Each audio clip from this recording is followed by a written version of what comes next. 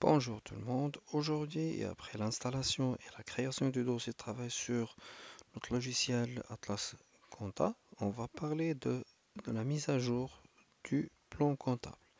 Donc, a priori, le plan comptable, après l'installation, bien sûr, figure d'ores et déjà sur votre dossier, nouvellement créé. Donc, l'objet de cette vidéo sera comment alimenter ce plan comptable avec les sous-comptes et les comptes auxiliaires utilisés par la société, comme par exemple les comptes de clients, fournisseurs, les comptes de la banque, caisse, etc. Donc pour ce faire, on a deux méthodes. La première méthode est la méthode manuelle. Donc l'utilisateur peut accéder au menu base, plan comptable, ajouter,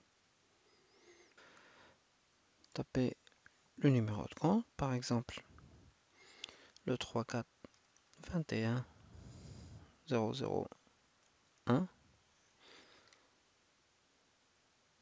taper dans la case libellée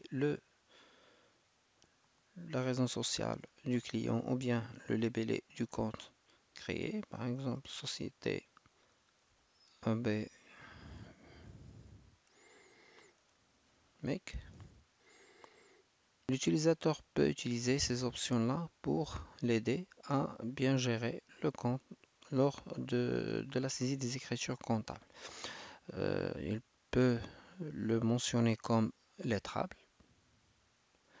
Pour les deux options-là, échéance et numéro de pièce, il peut obliger celui qui va saisir s'il utilise bien sûr ce compte-là, à saisir une date d'échéance ou un numéro de pièce. On peut définir le sens de ce compte-là, créditeur ou débiteur.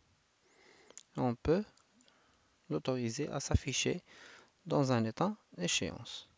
Le système va nous mentionner automatiquement le total débit, le total crédit et le solde N de l'exercice, bien sûr en cours, N-1 et N-2. S'il y a un compte de client ou fournisseur, on peut mentionner les coordonnées, les contacts, commentaires, et si ce compte-là est analytique ou non. Et enfin, on a un onglet graphique qui trace l'historique des mouvements de ce compte durant l'année en cours. Donc après, pour enregistrer ce compte, il suffit de cliquer sur Valider et puis quitter. Il existe une deuxième méthode, la méthode